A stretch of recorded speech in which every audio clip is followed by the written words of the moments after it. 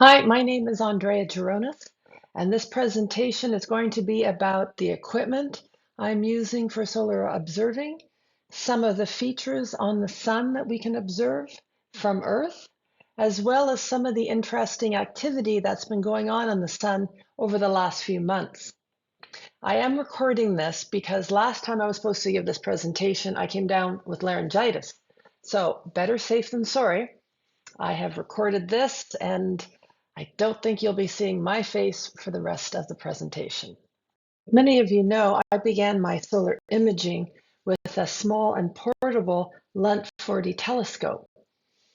I think it gives me great images and it's certainly a reasonably priced way to begin taking H-alpha imaging.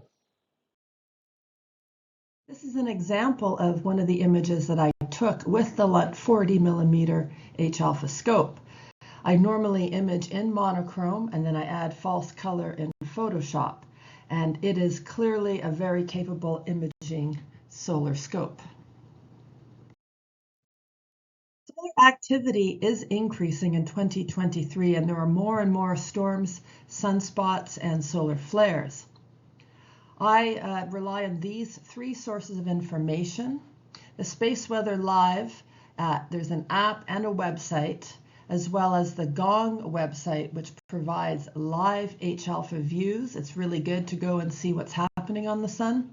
And space weather woman Dr. Tamitha Skov is a solar physicist, and she has a YouTube channel where she is updating you on the current CMEs, solar flares, etc. I do a set of solar images. I usually on my phone, I take a snapshot of the Space Weather Live sunspot region map. And then I also take a snapshot of the H-alpha images from the Gong network. So the Gong network has H-alpha telescopes set up across the world. And so you can always get like an up to the minute look at what's happening on the sun. And you can look and see if there's anything interesting, if there's a big filament.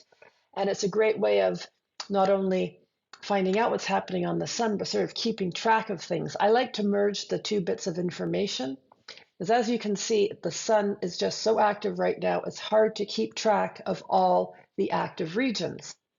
The third source of information that I mentioned was Dr. Tamitha Skov's YouTube channel. She does a lot of, she does a weekly update on solar activity, and she has a lot of mini courses on the sun and space weather on her website. It's fabulous. I highly recommend it. New solar equipment update that I did to try to get a deeper, high resolution, more detailed images of the sun. I now use a quark chromosphere solar filter, and I have a Starfield Optics 102 millimeter refractor, and I use those two pieces of equipment with the ASI 174mm. It's a monochrome planetary camera. Pictures of my refractor and some of the things I use for solar imaging.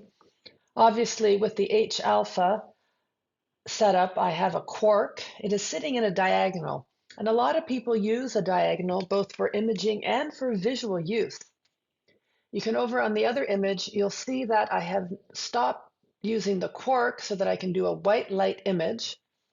And also I have at the front of the telescope, and I'm going to point it out here, this is a homemade white light filter.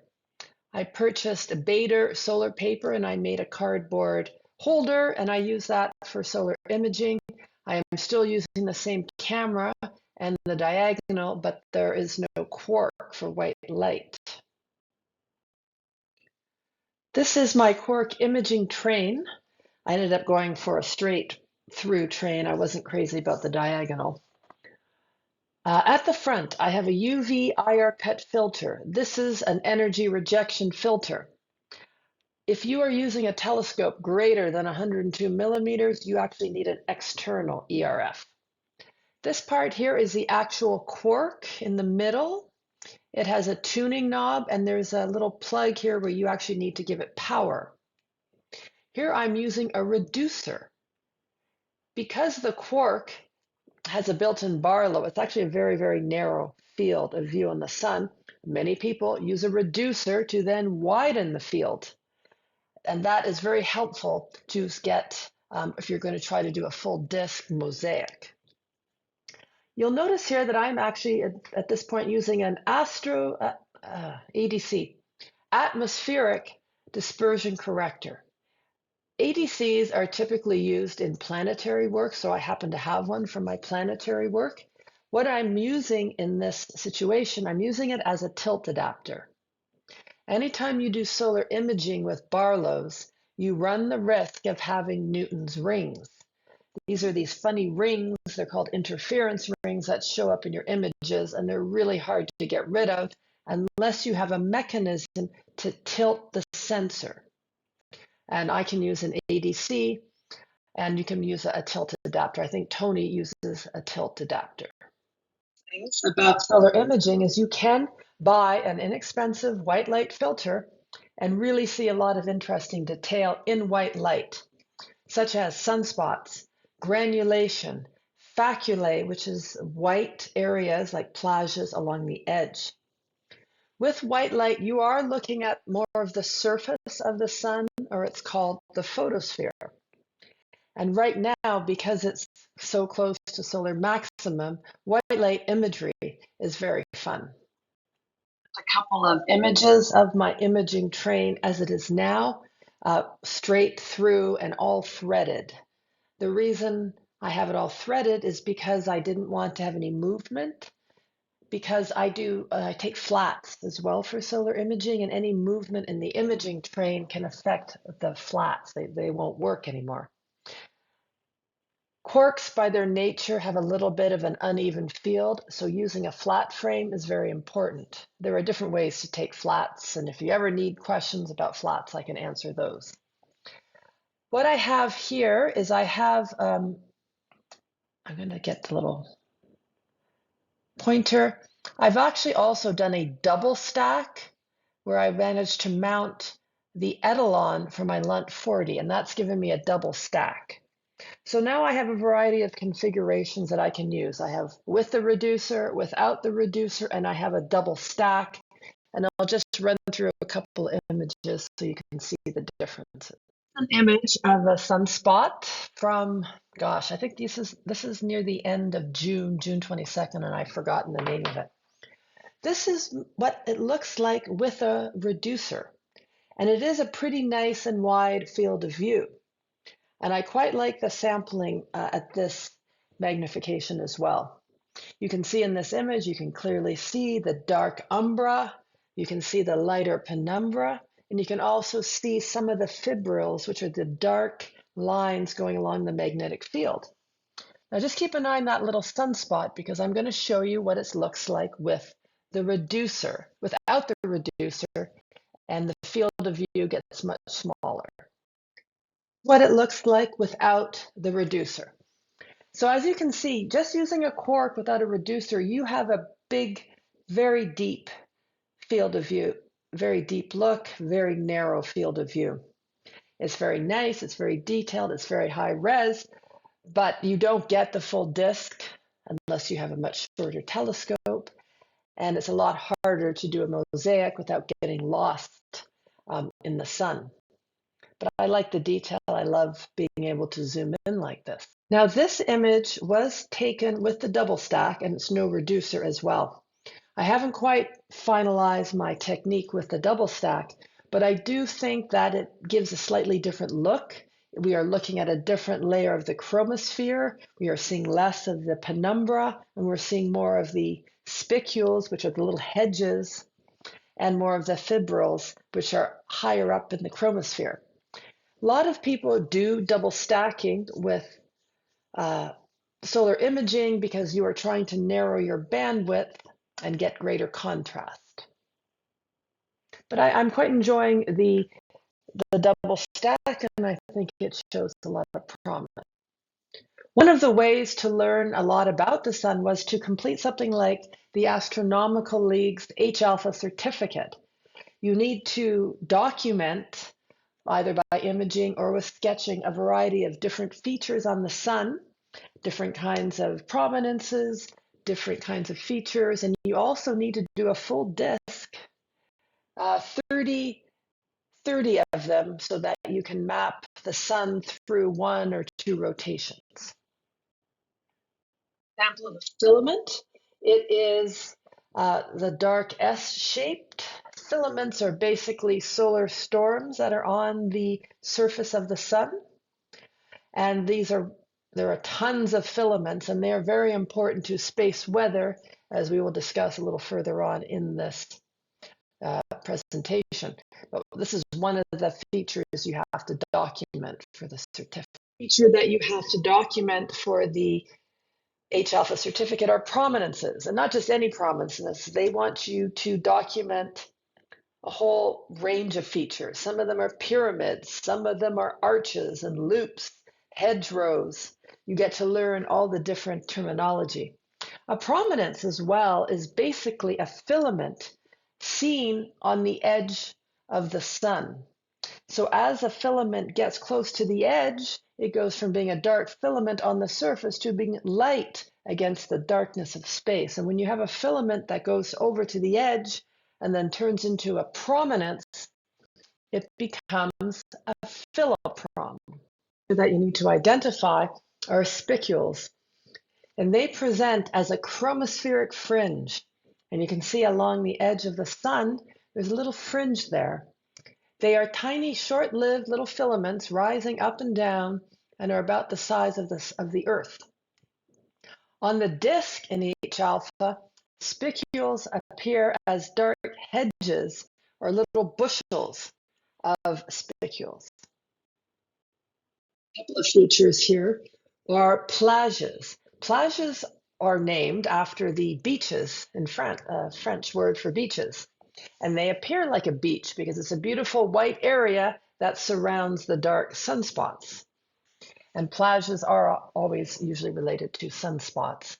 And fibrils are the dark, elongated structures. I'm going to take the pointer here.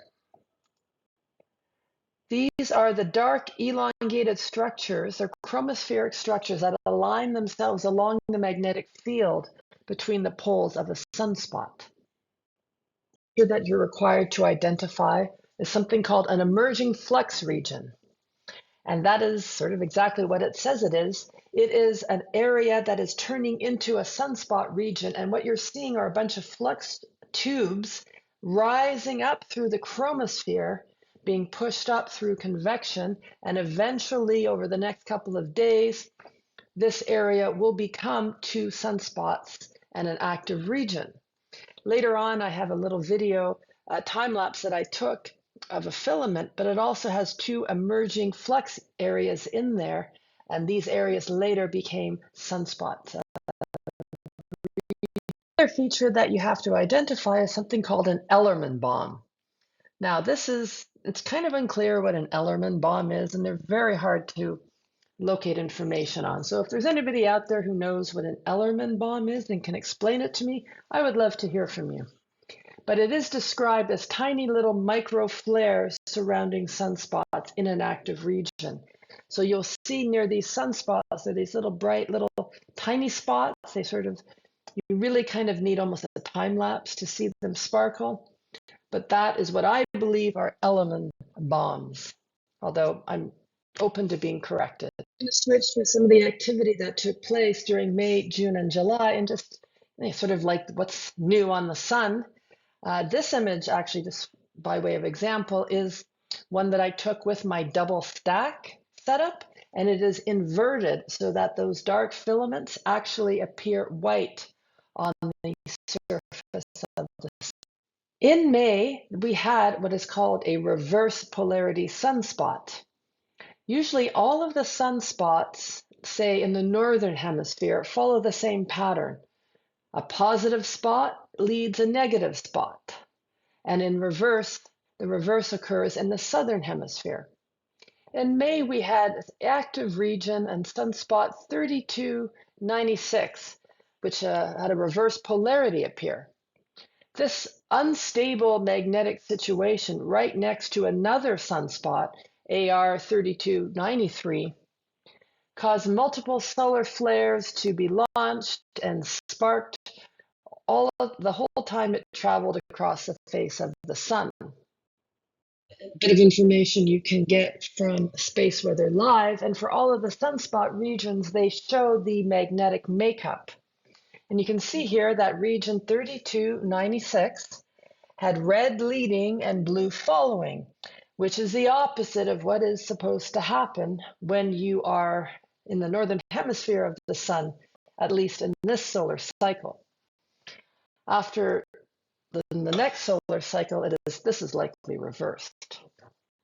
Most interesting things that happened on the sun over the last couple of months had to do with filament launches.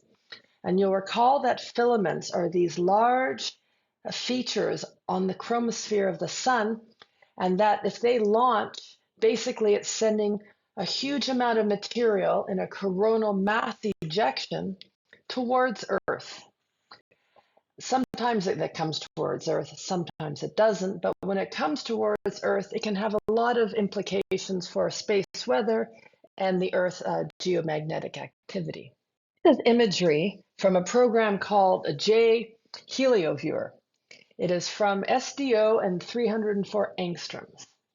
Now, the reason I'm showing this to you is that on June 12th, there was quite a dramatic and beautiful filament eruption from the polar filament. And if you watch at the very top, you will see it launch. I'm going to see if I can do it again. It's up in here. And there it goes again. Whoosh! And some other activity occurs down on the Earth strike zone in the western side of the sun. Same imagery, but shown, whoosh, there it goes, by a coronagraph. And essentially, this gives us a better idea of whether or not a filament launch is actually launching material towards Earth, whether it's heading off in a different direction. And as you can see, that wasn't the only CME launch that day. The number of CMEs being launched every day is increasing steadily, and it's making many people feel we are much closer to solar maximum than we thought. We thought this filament may be Earth directed, but we did not, in fact, have a geomagnetic storm. But it was a beautiful launch. On June 20th, we had an X-class flare from active region 3341, which was coming around the southeast side of the sun.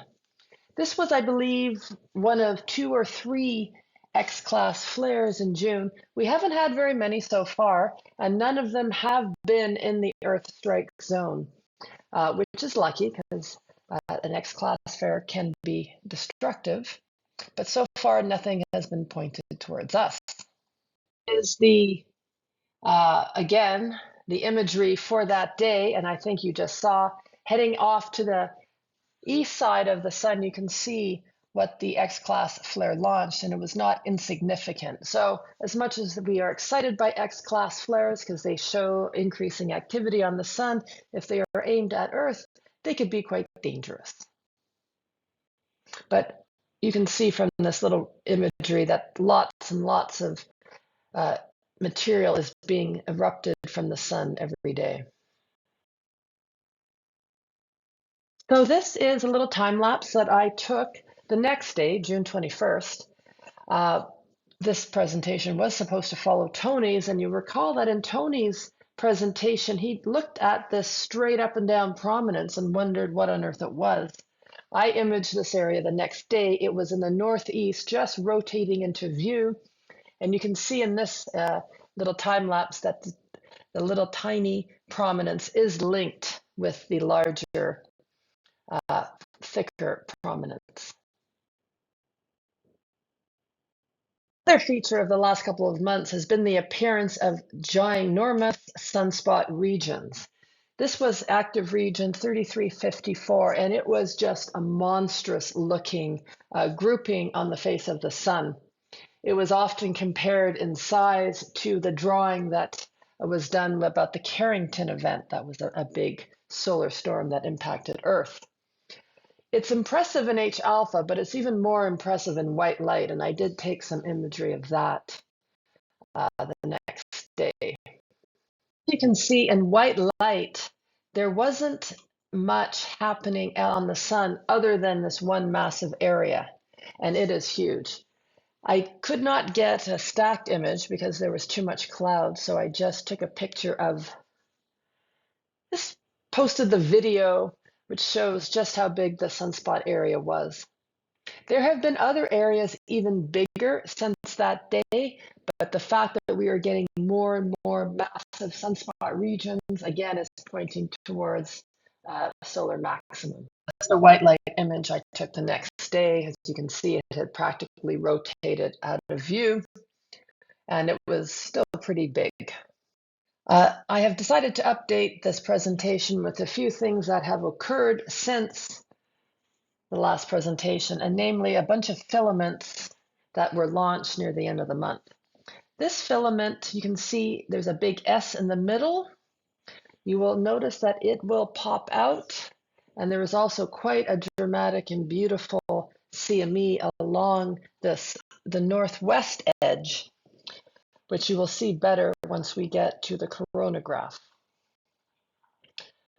So I'm not sure if you can see it. It was right in the middle. We'll go to the next slide and see. This, once again, keep an eye out to the northwest limb. There'll be a big, beautiful ejection that way, and there were quite a few CMEs launched on that day as well. It's unclear. None of them really caused aurora, but there was some hope that they might, because as you can see, whoa, there were quite a few that went off that day. The white speckles that you see on the coronagraph are a result of radiation storm that was also launched. Since there had been so many filament launches in the past few months, on July 30th, I took this time lapse of a large filament on the sun. Sadly, there were no filament launches on that day, but you can see around the sunspots there are some dark, sort of gurgling and bubbly areas.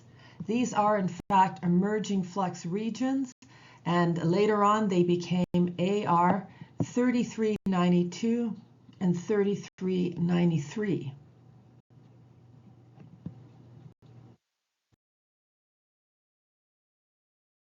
Okay, and this is my last filament image. I just want to do a quick update because on July 31st, August 1st, and August 2nd, you can see 3 storms were launched. It's sort of hard to see on this imagery, but you can, if you look towards the west side of the sun, you can see some material launching, and were a lot of flares. These 3 storms came to Earth all within 12 hours and greatly disturbed the geomagnetic field, and that resulted in a geomagnetic storm the night of August 4th. Thanks to the space weather forecast from Dr. Tamitha Scott, I knew that the solar storms were going to hit the evening of August 4th, and I was able to be there and take this time lapse as the aurora developed.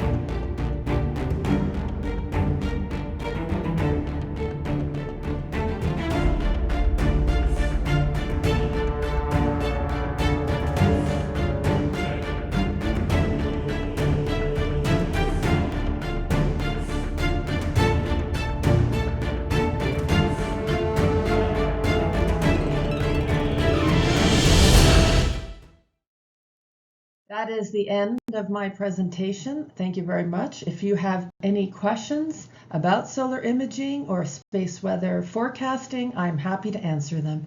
You have my email here. You can send me an email anytime.